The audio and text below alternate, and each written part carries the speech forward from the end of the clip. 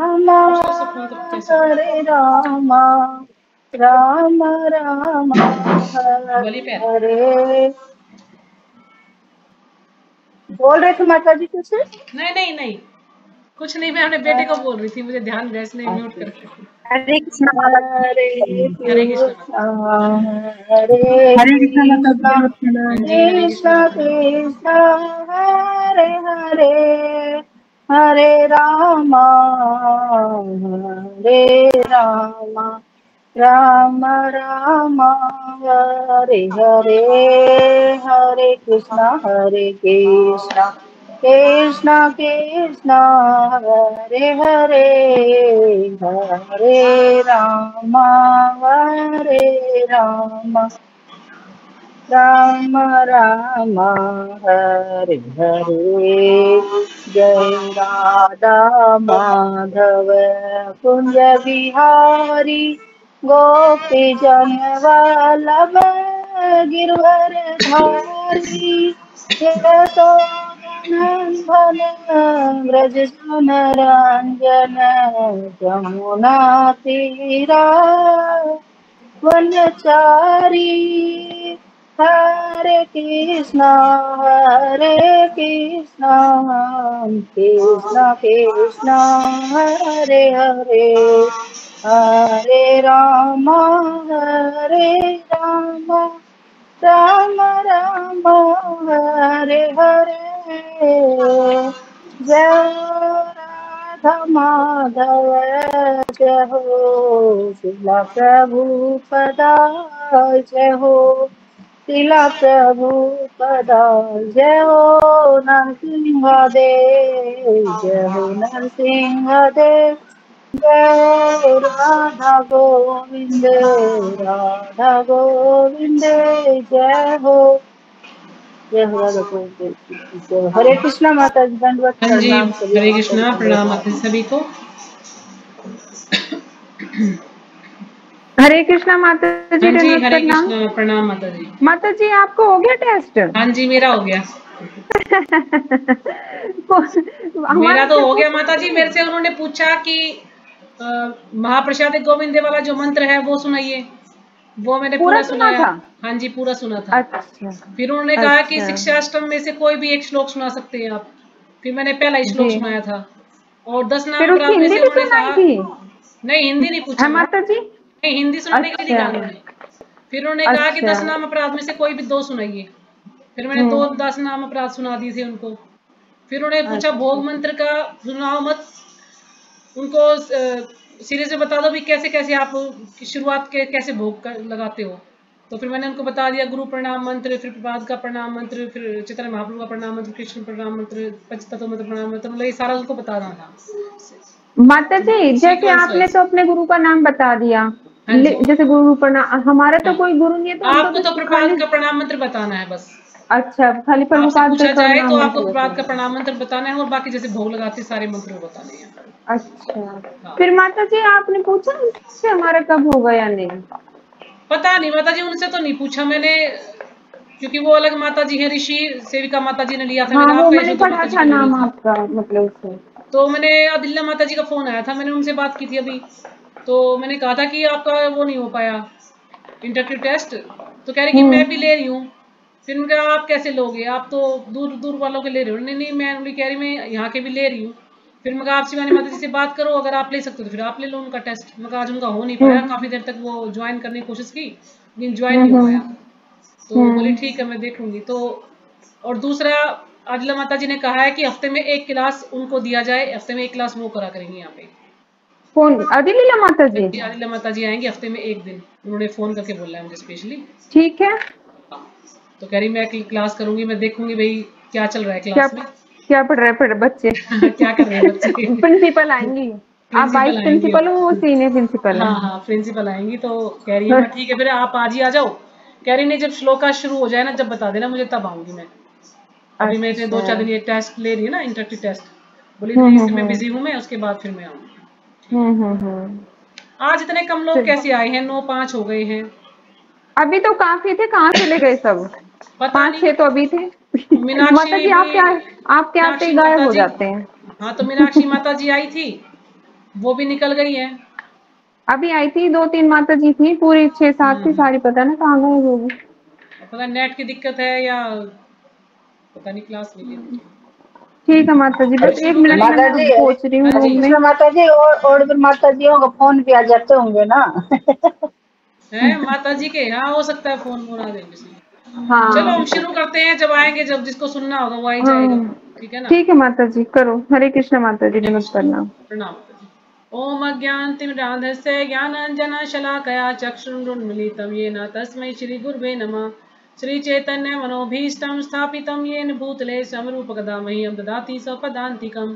वन्देऽहं श्रीगुरो श्रीयुतपदकमलं श्रीगुरुन् वैष्णवांश्च श्रीरूपं साग्रजातं सहगण रघुनाथं तं सजीवं साद्वैतं सावधूतं परिजनसहितं कृष्णचैतन्यदेवं श्री राधा कृष्ण पादान सहगण ललिता श्री विशाखान्वितांश्च हे कृष्णा करुणा सिंधु दीन बंधु जगतपते गोपेश गोपिका कांत राधा कांत नमस्तुते तप्त कांचन गौरांगी राधे वृंदावनेश्वरी वृषभानुसुते देवी प्रणमामि हरिप्रिये वाञ्छाकल्पतरुभश्च कृपा सिन्धुभ्य एव च पतितानां पावनेभ्यो वैष्णवेभ्यो नमो नमः। जय श्री कृष्ण चैतन्य प्रभु नित्यानंदा श्री अद्वैत गदाधर श्रीवासादि गौर भक्तवृंदा हरे कृष्णा कृष्णा कृष्णा हरे हरे हरे राम राम राम हरे हरे।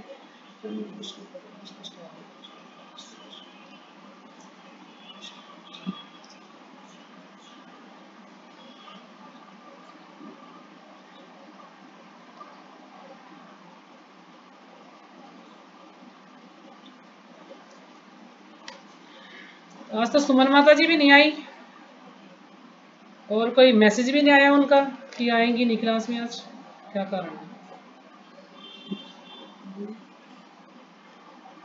9-7 हो गया आज तो ठीक है, हमने 4 श्लोका किए थे कल शिक्षाष्टकम के। आज हम करेंगे 5वां श्लोक। अयि नंद तनुज किंकरम पतितम मां विस्मे भवाम बुधो कृपया तव पाद पंकज स्थित धूलि सदृशम विचिंतया। तो इसका जो विषय है आप लिख सकते हैं, साधक का स्वरूप कैसा होना चाहिए। 5वां विषय है इसका, साधक का स्वरूप कैसा होना चाहिए।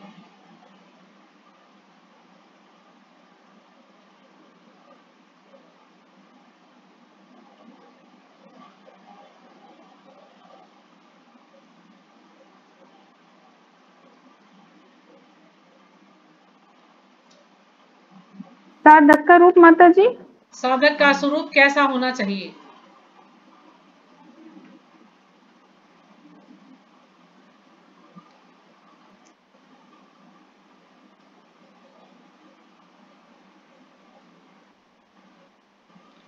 और जी माता स्वरूप जी क्या हो है गया। हमारा, सेवा करना। ठीक है ना, आत्मा का स्वरूप क्या है, सेवा करना।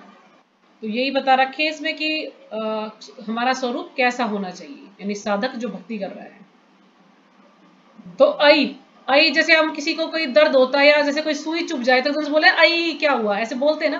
तो आई माने दुख में, दुख होना किसी चीज में, दुखी होना किसी चीज से। तो आई नंद तनुज किंकरम, कि मैं, वो कहते हैं कि हे नंद के पुत्र, मैं आपका किंकर दास हूं। किंकर माने ये भी होता है कि मैं आपके लिए क्या कर सकता हूं, है ना। तो वो पूछता है कि हे नंद के पुत्र, नंद महाराज के पुत्र कृष्ण, मैं आपके लिए क्या कर सकता हूं। क्योंकि दास है, तो दास तो यही पूछता है ना, बताओ मैं आपके लिए क्या करूं, क्या सेवा करूं। तो वो पूछता है कि मैं आपके लिए क्या कर सकता हूं।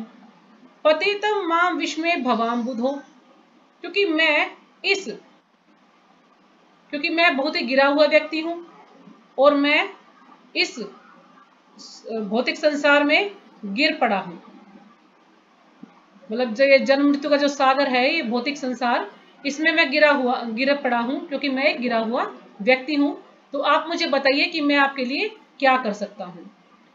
कृपया तव पाद पंकज, कि आप जो है मुझे क्या करना है, कि आप मुझे अपने चरणों में, पाद पंकज है भगवान के चरण, कि आप मुझे कृपा कीजिए कि मैं आपके चरण कमलों की सेवा करूं। स्थित धूलि दृश्यम विचिंतया, कि आप मुझे अपने चरणों की धूलि का कर्ण बना लीजिए। यानी आप मुझ पर कृपा कीजिए कि मैं आपके चरणों की सेवा करना चाहता हूँ। विचिंतया यानी आप मेरे बारे में चिंतन तो कीजिए, आप मुझे कोई सेवा तो दीजिए, मेरे बारे में सोचिए तो सही कि आप मुझे, मैं क्या करूं, आप मुझे बताइए कि मैं क्या करूं। यानी जो भक्त है वो ये कहना चाह रहा है कि भगवान से पूछता कि मैं आपके लिए क्या कर सकता हूं। तो जो हमें कैसे पता चलेगा कि भगवान हमसे क्या सेवा लेना चाहते हैं, भगवान क्या करवाना चाहते हैं, तो ये हमें पता चलेगा गुरु के माध्यम से। यानी गुरु क्या है, भगवान के प्रतिनिधि हैं। तो गुरु हमें जो भी आज्ञा देते हैं तो हमें यही समझना चाहिए कि भगवान की आज्ञा है। तो गुरु के मुख से हम जो भी सुनते हैं या शास्त्रों में जो भी सुनते हैं, किसी साधु के मुख से सुनते हैं, तो वही कार्य हमें करना चाहिए। तो मेन क्या है कि गुरु हमें बताते हैं कि हमें क्या करना है। तो तभी हमें पता लगेगा कि भगवान हमसे क्या चाहते हैं, तो गुरु के माध्यम से।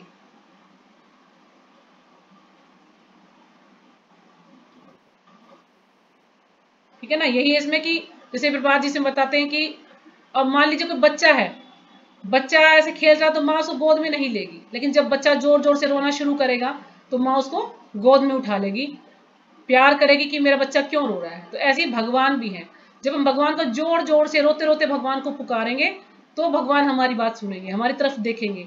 लेकिन हम जब भगवान को पुकारते ही नहीं है, भगवान के रोते ही नहीं, तो फिर भगवान हमारी तरफ नहीं देखेंगे। तो भगवान को हमें रो रो कर भगवान को पुकारना चाहिए। जैसे कि सुदामा प्रभु कहते हैं कि ऐसे भगवान को पुकारना चाहिए जैसे कि मान लीजिए हमारा जो पैर है ना, रेलगाड़ी की जो वो क्या बोलते हैं उसको, उसमें मेरा पटरी में मेरा पैर आ जाता है। तो जब आदमी चिल्लाता है ना, जब पटरी में पैर आ जाता है, तो ऐसे हमें चिल्लाना चाहिए, या समझो कि मेरा पैर पटरी में आ गया है। सुदामा प्रभु बताते हैं ऐसे, तो हमें ऐसे चिल्लाना चाहिए जब करते करते, मतलब रोना चाहिए भगवान के लिए। सचिपति प्रभु कहते हैं अगर हमें रोना नहीं आता जब के समय, तो हमें इसलिए रोना चाहिए कि हमें रोना क्यों नहीं आ रहा। तो हमें प्रयास करना चाहिए कि हम जब अच्छे से करें, भगवान को बड़े प्रेम से भगवान को हम पुकारें। जैसे एक बच्चा अपनी माँ के लिए रोता है, ऐसे हमें भगवान के लिए रोना है, भगवान को पुकारना है, ताकि भगवान हमारी तरफ देखे। तो ये जो भक्त है इसमें ये यही कह रहा है कि आप मेरे बारे में सोचिए तो सही, मेरे बारे में चिंतन तो कीजिए, आप मुझे कोई सेवा दीजिए, आप मुझे अपने चरणों की धूलि का कण बना दीजिए, ताकि मैं आपके चरणों में की सेवा कर सकूं। तो यही उसका भाव है, क्योंकि वो कहता कि मैं किंकर हूं, यानी मैं दास हूं, तो मुझे आप सेवा में लगाइए। अगला है नयनम गलद अश्रुधार्या वंदनम गद गद हृदया गिरा पुलके निचितम वपु कदा तव नाम ग्रहणे भविष्यति। तो इसका माता विषय जी है, इसकी हेडिंग बता दो। इसकी हेडिंग है सिद्धि के बाहरी लक्षण क्या है। ये जो मैंने छठा वाला पढ़ा है, इसके बाहरी लक्षण, सिद्धि के बाहरी लक्षण क्या है, ये इसका विषय है।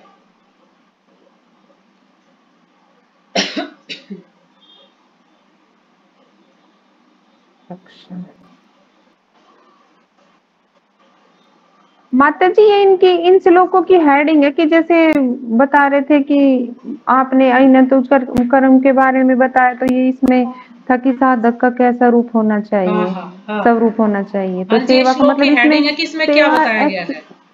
इसमें आप यही समझ सकते हैं, जैसे मैंने कल आपको बताया था ना कि पहले श्रद्धा फिर साधु संग, तो मतलब उसी लेवल पे हैं सारे श्लोक। तो महाप्रभु ने ये 8 श्लोक में पूरा ज्ञान दे दिया है भक्ति के बारे में। तो उन्होंने ज्यादा कोई शास्त्र नहीं दिए, सिर्फ 8 श्लोक ही दिए हैं, तो उसमें सब पूरा ज्ञान दे दिया है। तो ये जो छठा श्लोक है, इसमें बताया जाएगा भाव का स्तर, यानी ये सिद्धि के बाहरी लक्षण है कि हमारा भाव कैसा होना चाहिए। जैसे मैंने आपको कल समझाया था अष्ट विकार, तो अष्ट विकार हमारे अंदर आए, ऐसा भाव हमें होना चाहिए। तो नैनम गलत अश्रु धार्या, यानी आंखों से कब अश्रु बहेंगे,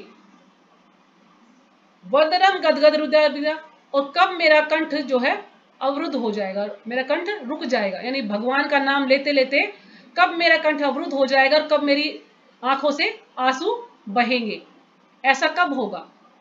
पुल के नीचितम वपु कदा तव नाम ग्रहणे भविष्यति, यानी जब मैं आपका नाम ग्रहण करूंगा।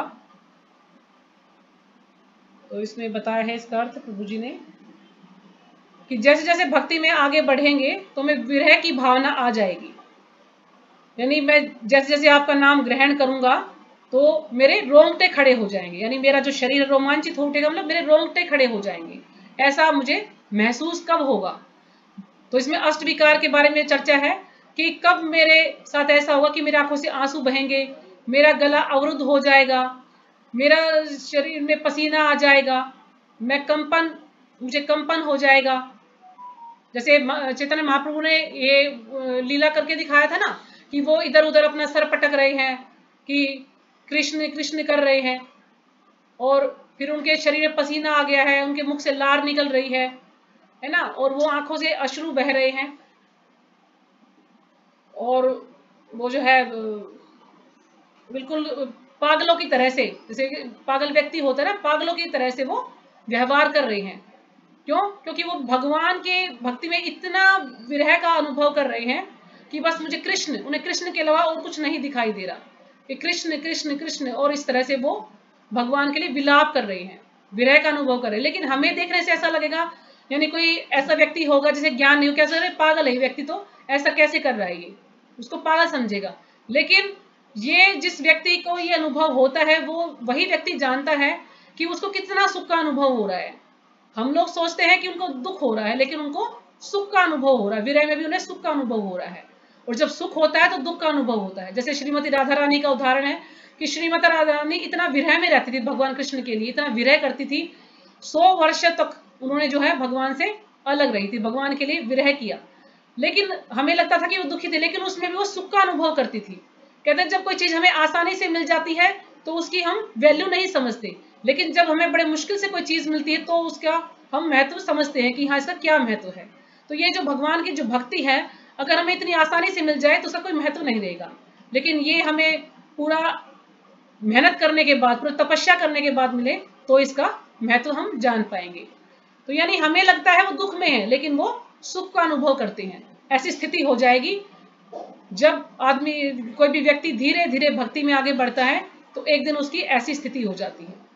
जैसे जब मध्वाचार्य जब उनकी अंतिम लीला कर रहे थे, उनका समय आ गया था, तो वो मतलब भगवान से बहुत विरह का अनुभव कर रहे थे, रो रहे थे, है ना। लेकिन जो उनके जो शिष्य थे वो सोचते थे कि वो तो रो रहे हैं ऐसी, तो कह रहे हैं क्यों रो रहे हो आप, क्योंकि उन्हें ज्ञान नहीं था कि वो क्यों रो रहे हैं, क्योंकि भगवान से विरह का अनुभव कर रहे थे। तो ये ऐसी स्थिति हो जाती है भक्त की, धीरे धीरे जब भक्ति में वो बढ़ता है तो, यानी मतलब उसकी ऐसी स्थिति हो जाएगी, कितना ही बीमार भी हो ना फिर भी वो भक्ति नहीं छोड़ेगा। मतलब उसको कितना भी तेज बुखार हो फिर भी वो अपनी जो साधना है उसको अच्छे से करना चाहेगा। जैसे हमारे गुरु महाराज थे, मतलब कितने बीमार थे वो, कितना, और उनको चोट भी लगी थी, लेकिन किसी को नहीं बताया कि मुझे चोट लगी है, पीछे पसली उनकी क्रैक हो गई थी शायद, तो उनको किसी ने नहीं बताया। और उन्होंने सुबह जो है सारी पूजा की, मंगल आरती की, सारा कार्य करने के बाद भक्तों को बताया कि मैं गिर गया था, मुझे चोट लगी, मुझे काफी पेन हो रहा है। तब उनको डॉक्टर के लेके गए, फिर उनका एक्सरे वगैरह करा तो पता लगा कि इसमें उनकी पसली टूट गई है। और फिर वो कई दिन हॉस्पिटल में रहे और उसके बाद वो चले गए, मतलब उनका समय ही आ गया था। और उससे एक दिन पहले की जो वीडियो भेज रखी है उसमें आपने देखा कि वो सोते सोते भी मंगल आरती कर रहे हैं। यानी ऐसा हो जाता है व्यक्ति धीरे धीरे भक्ति में कि उसको सिर्फ भक्ति के अलावा, कृष्ण के अलावा कुछ दिखाई नहीं देता। हमारी तरह नहीं है, जैसे कुछ लोग बोलते हैं कि हमारी आंखों में भी आंसू आ जाते हैं, प्रभु जी क्या करें। तो प्रभु जी कह रहे थे कि ये आंसू थोड़ी देर के लिए आते हैं, थोड़ी देर के लिए आंसू आएंगे, मतलब ये आंसू इसलिए आते हैं, हमें प्रायश्चित हो रहा है कि हमने अपना समय कैसे बर्बाद कर दिया, अब हम भगवान का नाम लेना चाह रहे हैं। और फिर हम क्या करते हैं, 10-15 मिनट में आंसू आएंगे, उसके बाद फिर हम जाके गोविंदा में रेस्टोरेंट में अपना अच्छा सा भोजन करते हैं। तो ये ऐसे आंसू हैं हमारे तो। लेकिन जो ये भक्त के आंसू हैं, ये असली आंसू हैं, उसे भगवान से वास्तव में विरह हो रहा है, भगवान के बारे में वो भगवान को प्राप्त करना चाहता है, भगवान के दर्शन करना चाहता है, इसलिए वो विरह का अनुभव कर रहा है भगवान से। वो चाहता है कि मैं भगवान के चरणों की सेवा करूं, मैं भगवान के साथ रहूं हमेशा, बस यही उसका इच्छा होती है, और भक्ति कोई इच्छा नहीं होती है, उसे भगवान की सेवा करना चाहता है, तो इसलिए वो विरह का अनुभव कर रहे हैं। तो ये भक्त यहीं पे ये कह रहा है कि कब ऐसा होगा मेरे साथ कि मेरे अंदर ये अष्ट विकार जो है उत्पन्न होंगे, कब मेरे आंखों से अश्रु बहेंगे, कब मेरा जो है भगवान का नाम लेते हुए मेरा गला अवरुद्ध हो जाएगा, है ना, कब ऐसी स्थिति होगी जब मैं ऐसा कर पाऊंगा। तो ये है सिद्धि प्राप्त के बाहरी लक्षण है, यानी बाहर से व्यक्ति ऐसा उसके अंदर ये भाव प्रकट होते हैं। फिर दूसरा है 7वां श्लोक, उसका टाइटल है सिद्धि प्राप्ति के आंतरिक लक्षण क्या है। अब बाहर के लक्षण तो देख लिए, अब आंतरिक लक्षण क्या है, हमारे अंदर से हमारा हृदय कैसा हो जाएगा, तो ये उसके लक्षण है कि आंतरिक लक्षण क्या है। युगायितम निमेषेण चक्षुषा प्रावशायितम शून्यायितम जगत सर्वम गोविंद विरहण में। तो युगायितम निमेषेण, निमेषेण होता है एक निमेष, यानी पलक झपकने तक का समय, मतलब हमारी पलक झपकी तो एक निमेष काल है वो। तो जो गोपियां हैं वो भगवान से इतना प्रेम करती हैं, इतना प्रेम करती हैं, जब भगवान का दर्शन करती हैं तो उनकी पलक झपकती है, तो उसके लिए भी वो बोलती हैं कि ये जो पलक झपकने तक का समय है, हमें ऐसा लगता है जैसे कि कई युग बीत गए हैं, मतलब युग बीत गए हैं, ये इतना एक क्षण भी नहीं होता। जब पलक झपकती है तो कहते हैं कि एक पलक झपकने का समय कई युगों के बराबर लगता है, जैसे कि कई युग बीत गए हैं। क्यों? क्योंकि हम भगवान का दर्शन नहीं कर पाती। जो ये पलक है ये हमारे बीच में आ जाती है, भगवान की और मेरे बीच में आ जाती है, ये बार बार झपकने लगते तो हम भगवान का दर्शन नहीं कर पाते हैं। तो ऐसा भाव जो है धीरे धीरे हमारे अंदर आएगा। यानी शून्यायतम जगत सर्वम, यानी ये जो पूरा जगत है ये हमें शून्य दिखाई देता है। शून्य यानी कुछ भी नहीं है, जीरो, बिल्कुल कुछ है ही नहीं इसमें, ऐसा हमें दिखाई पड़ता है। गोविंद विरहण में, गोविंद के विरह में, जब भगवान से विरह होता है तो सारा जगत हमें शून्य दिखाई पड़ता है, यानी हमें कुछ भी अच्छा नहीं लगता, हमें कुछ दिखाई नहीं देता सिर्फ कृष्ण के अलावा। और जो हमारी ये पलक झपकती है तो हमें ऐसा लगता है कि जैसे पूरा कई युग बीत गए हैं, ऐसा हमें लगता है, क्योंकि भगवान के दर्शन नहीं कर पाते। तो इसमें जो गोपियों का जो विरह भाव है वो बताया गया है कि गोपियां इतना भगवान से प्रेम करती थी, यानी कोई भी गोपी अपने बच्चे को खिला रही है या पति को भोजन करा रही है या अपनी आंख में कहते हैं ना शाही डाल रही है, जैसे ही भगवान की बांसुरी बजी वैसे ही वो सब कुछ छोड़ छाड़ के निकल लेती हैं। ये नहीं सोचती कि बच्चे को खाना खिला रही है, पति को भोजन दे रही है या आंख में शाही, एक आंख में शाही डली तो एक में ही सही, बस छूट लेती हैं। मतलब ये प्रेम है उनका। चाहे कोई घर में कुछ भी कार्य कर रही है, वो उस कार्य को छोड़ के भगवान की बांसुरी सुनते के साथ भगवान का संग प्राप्त करने के लिए चली जाती है। लेकिन क्या हम ऐसा कर सकते हैं? क्योंकि हमारे अंदर अभी वो भावना नहीं है, हम ऐसा नहीं कर सकते। तो ये जो गोपियों का प्रेम है, कहते हैं ये सबसे ऊंचा प्रेम है, सबसे उच्च कोटि का प्रेम है गोपियों का प्रेम, इसकी कोई बराबरी नहीं कर सकता है। क्योंकि जब उन्हें पलक झपकने तक का समय भी ऐसा लगता है कि एक युग बीत गया है ना, युग बीत गया है ऐसा लगता है उन्हें। तो इसमें कितना, मतलब आप सोच सकते हो कि कितना प्रेम है उनका भगवान से, कि पलक भी नहीं झपकना चाहती, वो सिर्फ भगवान के दर्शन करना चाहती हैं। और फिर उनके नेत्रों से क्या है कि अश्रुधारा, चक्षुषा प्रावशायितम, चक्षुषा प्रावशायित, चक्षु क्या होती है? हमारी आंखें, उनसे मूसलाधार वर्षा हो रही है। जैसे बादल हैं जब बारिश करते हैं, तो इसी प्रकार से जो हमारे नेत्र हैं उनसे भी मूसलाधार वर्षा हो रही है। इसको शुरू से समझाती हूँ, आपको शायद थोड़ी सी समझने में दिक्कत हुई होगी। युगायितम निमेषेण, यानी एक ये जो पलक झपकने तक का समय हमें एक युग के बराबर लगता है, ठीक है। चक्षुषा प्रावशायितम, यानी हमारे नेत्रों से मूसलाधार वर्षा हो रही है। शून्यायितम जगत सर्वम, यानी हमें ये जो जगत है, ये जो संसार है, ये हमें बिल्कुल शून्य दिखाई देता, हमें इसमें कुछ भी नहीं दिखाई देता कृष्ण के अलावा, सब कुछ है ही नहीं, मतलब सब कुछ खत्म है, कुछ नहीं है इसमें, बस जीरो है सब। गोविंद विरह में, गोविंद के विरह में हमें सब कुछ ऐसा दिखाई देता है। तो ये गोपियों का भाव है, गोपियां ये बात कह रही है, क्योंकि उनका ना कृष्ण के अलावा और किसी चीज में मन ही नहीं लगता, वो सिर्फ कृष्ण को ही देखना चाहती हैं, कृष्ण से ही प्रेम करना चाहती हैं। और जब उन्हें दुख होता है, कृष्ण का विरह होता है, तो भी वो सुख का अनुभव करती हैं, यानी उसमें भी भक्त को सुख मिलता है। लेकिन जब भक्त कोई सुखी होता है तो उसमें उसे दुख लगता है, क्योंकि सुख में वो भगवान को याद नहीं कर पाता है तो उसे दुख लगता है। लेकिन जब दुख में वो भगवान का चिंतन करता है, भगवान को याद करता है, तो वो उसे सुख लगता है। जैसे 5 रस के बारे में हमने पहले भी चर्चा की थी, तो इसमें ये रस है, ये है माधुर्य रस में है गोपियां इस समय, क्योंकि माधुर्य रस सबसे ऊंचा रस बताया गया है। जैसे कि पहले हमने किया था शांत रस, शांत रस में व्यक्ति क्या करता है कि भगवान को मानता है कि हाँ भगवान है, भगवान श्रेष्ठ है, लेकिन भगवान की सेवा नहीं करता निष्क्रिय भाव में, तो शांत रस में है। फिर दूसरा है दास्य रस में, तो दास्य भाव में भगवान की सेवा करते, जैसे हनुमान जी सेवा करते हैं। फिर है वात्सल्य रस, नहीं उससे पहले सखा रस, साख्य रस में अर्जुन, नंद महाराज। हाँ जी। फिर वात्सल्य रस में नंद महाराज और यशोदा मैया, और उसके बाद है माधुर्य रस। तो माधुर्य रस जैसे पति पत्नी का प्रेम होता है ना, तो ऐसे जो गोपियां हैं वो भगवान को अपना सब कुछ मान चुकी थी कि भगवान ही है मेरे सब कुछ, और वो अपने परिवार का, बच्चे, किसी की तरफ भी नहीं देखती थी, सिर्फ अपने भगवान का ही जो है देखती थी, कृष्ण को ही सारे दिन याद करती रहती, कृष्ण के बारे में स्मरण करती रहती थी। तो ये होता है माधुर्य भाव। तो समझ आया आपको जी? तो अगला श्लोक करें आप जी। अगला श्लोक है हमारा 8वां श्लोक है। इसको हम इसमें थोड़ा सा और भी समझ सकते हैं कि जो जैसे मैंने आपको बताया कि सुख में दुख का अनुभव, दुख में सुख का अनुभव होता है, तो इसको कहा जाता है विप्रलंब भाव। विप्रलंब भाव उसको बोलते हैं। आप लिखना चाहे तो लिख सकते हैं। विप्रलंब भाव है ये। इसमें व्यक्ति को सुख में दुख और दुख में सुख लगता है। तो ऐसी विप्रलंब भाव 8वें का नहीं, इसी का है, 7वें का ही बता रही हूँ मैं आपको। क्या है माता जी? विप्रलंब भाव। विप्रलंब भाव,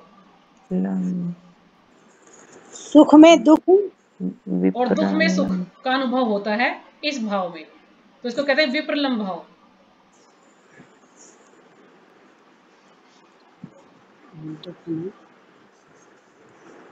जी हो गया माता जी। हाँ जी। जैसे जो रघुनाथ दास गोस्वामी थे, वो क्या करते थे, भगवान का चिंतन करते, सारा दिन भगवान का नाम जप करते थे, और क्या करते थे, सिर्फ एक डोना छाछ पीते थे। और वो छाछ भी उनको ये नहीं कि वो लगा डेली पीते थे, या ऐसा बोलते थे इसमें मसाला डाल के लाओ मिले अच्छी छाछ बना, नहीं, एक डोना छाछ पीते थे। वो भी उन्हें याद नहीं रहता कि छाछ पी कि नहीं पी। जो उनके लिए छाछ लेकर आता था वो कहता है कि बाबा आज आपने छाछ नहीं पी। अच्छा, मैंने आज छाछ नहीं पी। तो फिर वो छाछ पीते थे बस, और फिर भगवान का नाम जप करते थे सारे दिन, क्योंकि उनके अंदर ऐसा भाव आ गया था, भूख प्यास सब समाप्त हो जाती है व्यक्ति की। वो सिर्फ भगवान का नाम ही उसको जिव्या पे रहता है, बस भगवान का नाम ही वो जपता है। जैसे जो गोपियों, जब राधा कृष्ण, जब राधा जी से कोई पूछता था, मतलब एक बार क्या हो कि राधा कृष्ण बैठे हुए थे, तो मधु नाम का एक भंवरा था, तो वो मधुमंगल से पूछते क्या मधु चला गया। कृष्ण पूछते हैं क्या मधु चला गया, तो मधुमंगल ने कहा मधु चला गया। अब मधु भगवान को भी कहते हैं, तो राधा रानी कहते हैं इतना मतलब विरह में आ गई कि क्या मधु चला गया, यानी कृष्ण चले गए।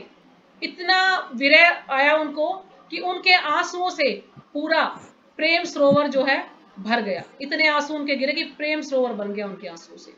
तो कितना मतलब उनके अंदर प्रेम था भगवान के प्रति, कितना विरह भाव था। 100 वर्षों तक उन्होंने भगवान का इंतजार किया था, और कुछ नहीं खाती थी, सिर्फ भगवान का नाम जपती रहती थी रात दिन। और कहते हैं कि उन्होंने श्रृंगार भी नहीं किया इतने वर्षों तक। कहते हैं जब पति घर में होता है तो पत्नी को श्रृंगार करना चाहिए, और जब पति घर में ना हो तो पत्नी को श्रृंगार नहीं करना चाहिए। तो राधा रानी ने 100 वर्षों तक श्रृंगार भी नहीं किया। उन्होंने पान भी नहीं खाया, जो भी उन्हें पसंद था वो उन्होंने नहीं किया, कि नहीं भगवान जब आएंगे तो मैं ये सब करूंगी। मतलब भगवान को याद करती रहती थी राधा रानी। तो इसलिए कहता कि माधुर्य भाव में बहुत ही जो है उनका काफी उच्च कोटि का प्रेम है। आजकल का प्रेम नहीं, जैसे कुछ लोग गलत बोलते हैं कि राधा रानी का प्रेम ऐसा था, भगवान तो ऐसे थे, लेकिन वो ऐसा प्रेम नहीं था। उसको जो हम बद्धजीव हैं, हम उस प्रेम को समझ नहीं पाएंगे। वो भौतिक संसार जैसा प्रेम नहीं था, वो बिल्कुल अलौकिक प्रेम था, अलग ही तरह का प्रेम था वो। तो ठीक है, ये हुआ हमारा। और अब हम पढ़ते हैं 8वां है सिद्धि की परम अवस्था। यानी हमने किया सिद्धि की परम अवस्था। पहले हमने किया सिद्धि के बाहरी लक्षण, सिद्धि के आंतरिक लक्षण। आंतरिक लक्षण में यही अष्ट विकार जो मैंने आपको बताया यही आएंगे। और सिद्धि की परम अवस्था यानी लास्ट, आखिरी अवस्था क्या है सिद्धि प्राप्त करने की। तो कैसा व्यक्ति हो जाता है, भगवान के बारे में क्या सोचता है वो। तो अगला है आश्लिष्य वा पादरतां पिनस्तु मां दृष्णान मर्महता करोतु वा यथा तथा वैविद्यातु लंपटो मत्प्राणनाथस्तु स एव नापरः।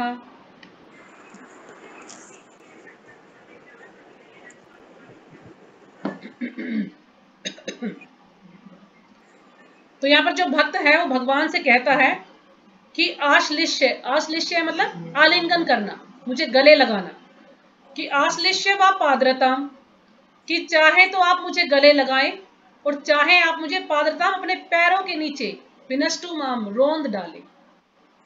आप चाहे मुझे आलिंगन करें चाहे या आप मुझे अपने पैरों के नीचे रोंद डालें। माम दर्शनान मर्महता करोत हुआ, चाहे आप मुझे दर्शन ना दे, चाहे आप मुझे दर्शन दे या मुझे दर्शन ना देकर मेरा हृदय तोड़ दे, आप हर प्रकार से स्वतंत्र हैं, आप जो चाहे मेरे साथ करें। यथा तथा वे विद्या तो लंपटो, क्योंकि आप क्या है, लंपट हैं। लंपट उस व्यक्ति को कहा जाता है जो और स्त्रियों के साथ चक्कर चलाता है ना, उनके साथ घूमता है। तो आप तो लंपट हैं, आप पूरी तरह से स्वतंत्र हैं, आप किसी के साथ कुछ भी कर सकते हैं।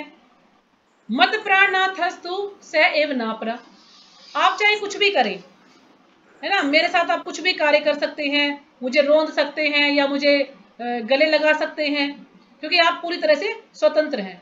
लेकिन फिर भी आप क्या है, आप मेरे प्राणेश्वर हैं, आप मेरे आराध्य देव हैं, आप प्रतिबंध रहित हैं, यानी आपको कोई भी प्रतिबंध नहीं, आप जो चाहें आप मेरे साथ कर सकते हैं, क्योंकि आप पूरी तरह से स्वतंत्र हैं, आप परमेश्वर हैं, परम भगवान हैं। तो आपकी जो इच्छा हो आप वो मेरे साथ कीजिए। तो ये भक्त उनसे प्रार्थना कर रहा है, आप मेरे साथ कुछ भी करें, चाहे मुझे गले लगाएं, चाहे मुझे रोंद डालें, चाहे मुझे दर्शन दे चाहे दर्शन ना दे, मेरा हृदय तोड़ दे, कोई दिक्कत नहीं है। लेकिन फिर भी मैं, क्योंकि आप सब चीजों से परे हैं और मैं आपकी सेवा करना चाहता हूँ, फिर भी मैं आपकी सेवा करना चाहता हूँ और मुझे कोई भी इच्छा नहीं है। तो ये एक भक्त का भाव है। और ये भाव कब आएगा, जब हम धीरे धीरे भक्ति में अग्रसर होते रहेंगे, प्रगति करते रहेंगे। जैसे कि राधा रानी का भाव, कि राधा रानी ने भगवान का प्रेम प्राप्त किया, भगवान के लिए इतना विरह सहन किया, इतना जो है तपस्या की। तो ये भाव लास्ट स्टेज है कि हमें भगवान का प्रेम प्राप्त हो जाए। जब ऐसा होता है तो भगवान, तो जो भक्त है वो ये कहता है कि आप जो है आपकी इच्छा, आप कुछ भी करें मेरे साथ, कभी कोई भी शिकायत नहीं करता भक्त कि आपने मुझे दुख दिया, आपने मुझे सुख दिया, नहीं, जैसी आपकी इच्छा हो वैसा कर सकते हैं। जैसे कि आज सुबह हमने क्लास में किया था, भागवतम क्लास में माता जी ने बताया ना, सौ किया प्रेम और पर किया प्रेम। तो जो पर किया प्रेम है उसके बारे में बताऊं आपको कि परक्रिया प्रेम क्या है, वो राधा रानी का प्रेम है, यानी गोपियों का प्रेम है, उसको बोलते हैं परकिया प्रेम। यानी वो ऐसा प्रेम होता है कि उसमें हम 24 घंटे निरंतर भगवान का ध्यान कर सकते हैं, भगवान का स्मरण कर सकते हैं। ये परक्रिया प्रेम ऐसा है जो कि गोपियों का था, वो 24 घंटे भगवान का स्मरण करती थी, राधा रानी 24 घंटे भगवान का स्मरण करती थी।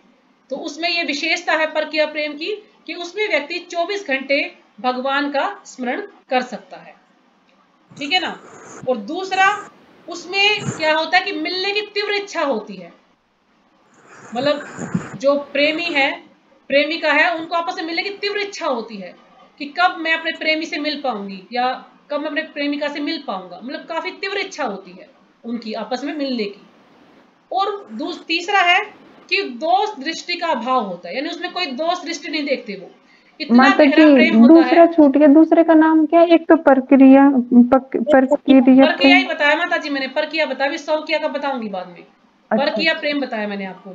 तो परकिया प्रेम की 3 विशेषताएं हैं कि इसमें एक तो निरंतर प्रेम कर सकता है व्यक्ति, निरंतर मतलब चिंतन कर सकता है भगवान का। दूसरा है इसमें मिलने की तीव्र इच्छा होती है, ठीक है।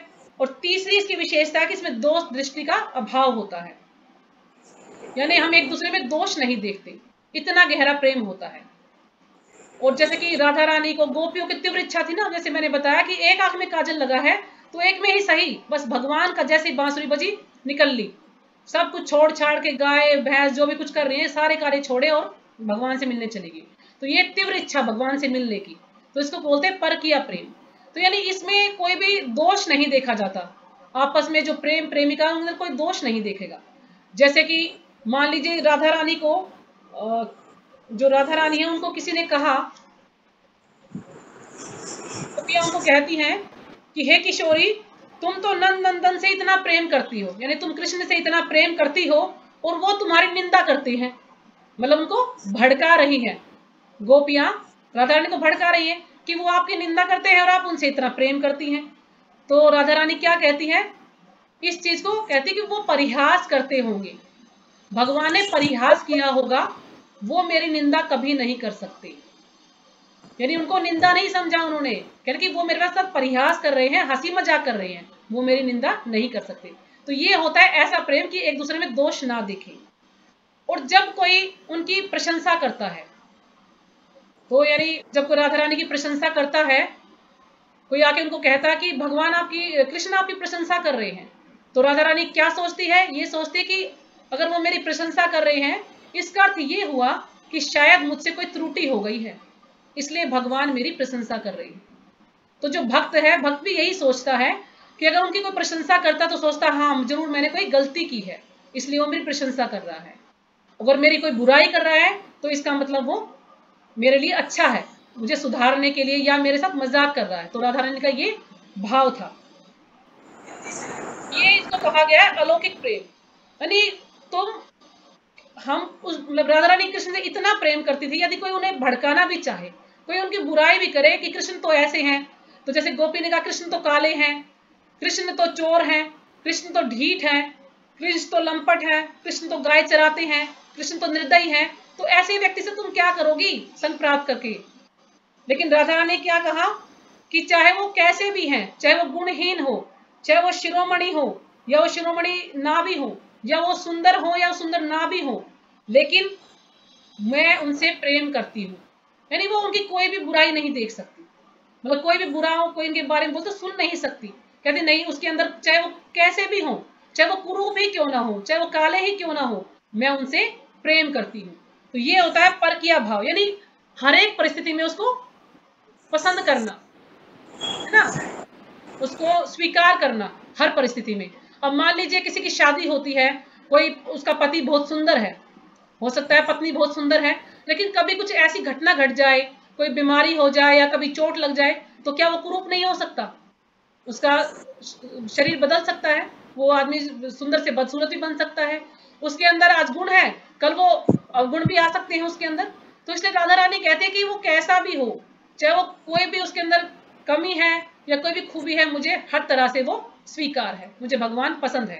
तो मतलब कभी भी उन्होंने ये नहीं कहा कि मुझे, कभी भी उन्होंने कृष्ण में कोई कमी नहीं देखी कि कृष्ण के अंदर ये कमी है। वो कहते कि श्याम के अलावा मैं किसी के बारे में कुछ नहीं जानती, मैं सिर्फ श्याम को जानती हूँ और मैं किसी को नहीं जानती हूँ।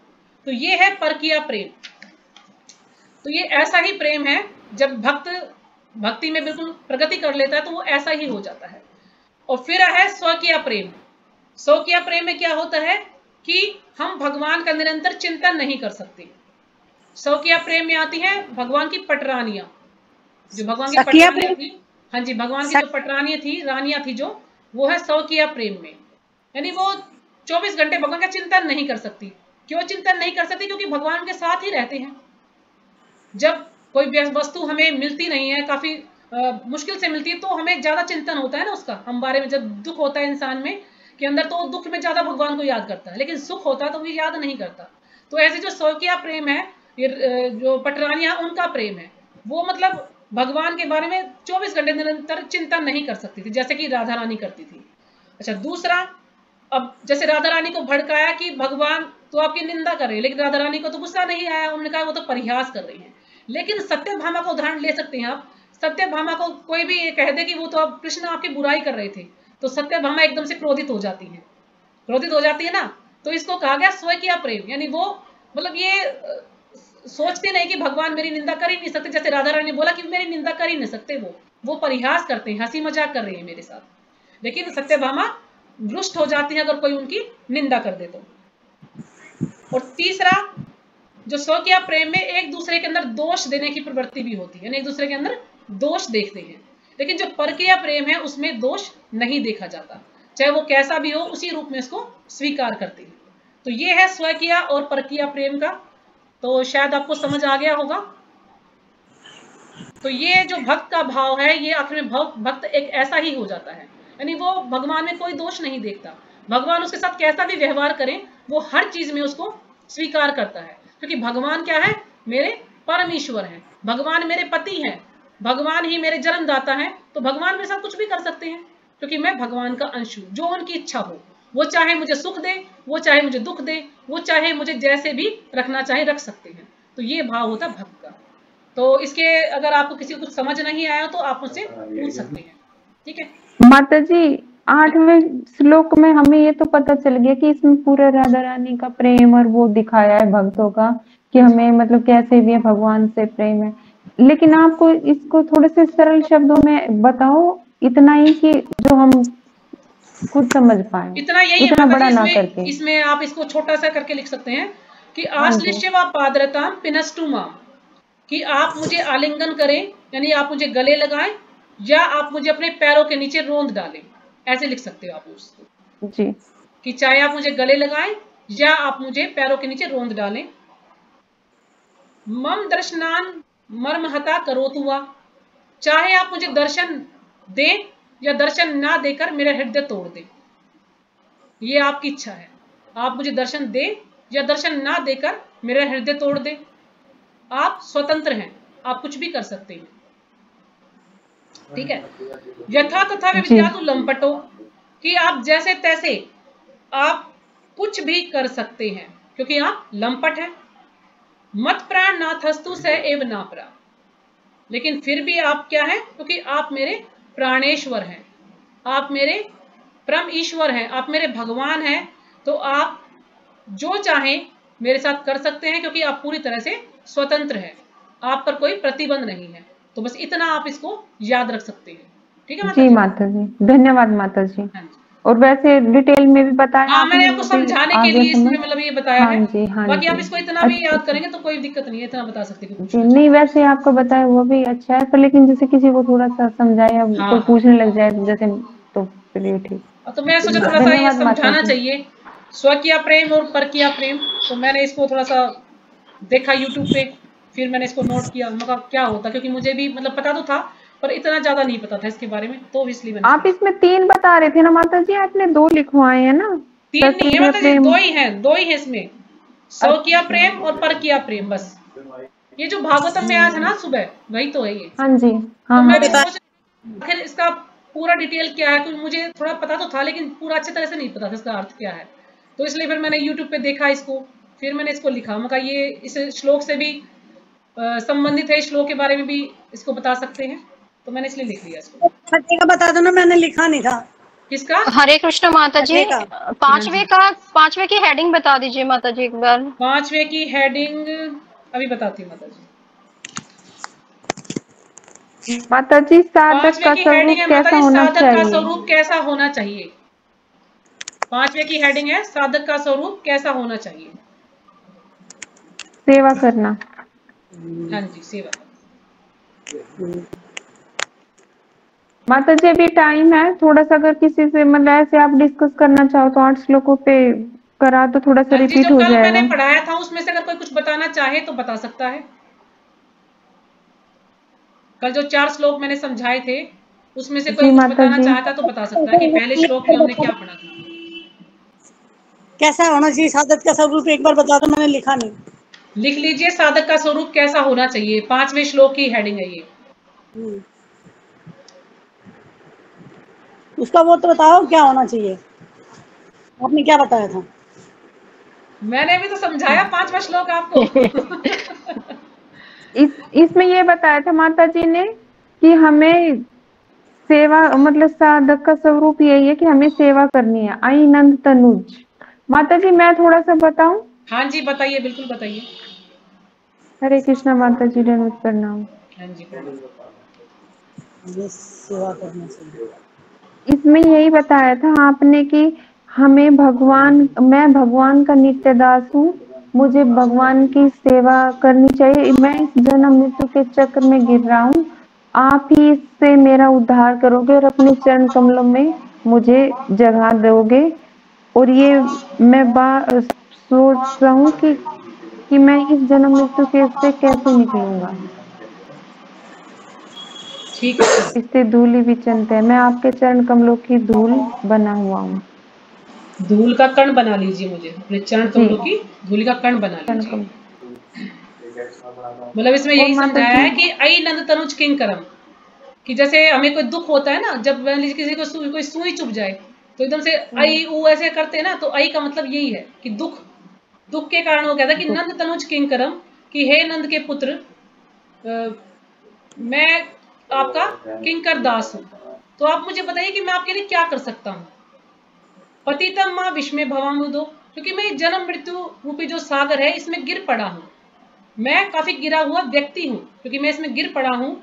कृपया तव पाद पंकजः, कृपा करके आप मुझे अपने चरणों, स्थिति धूलि दर्शम विचिंतया, कि आप मेरे बारे में चिंतन तो कीजिए, आप मेरे बारे में कुछ सोचिए और आप मुझे अपने चरणों की धूलि का कण बना लीजिए ताकि मैं आपकी सेवा कर सकूं। बस इतना ही आप इसको याद रखेंगे तो ये पर्याप्त है। माता जी छठे की ओर बता दो प्लीज। छठे का है माता जी, सिद्धि के बाहरी लक्षण क्या है? सिद्धि के बाहरी लक्षण क्या है? सिद्धि के हाँ जी, सिद्धि के भारी, हाँ जी, बाहरी लक्षण, बाहरी लक्षण।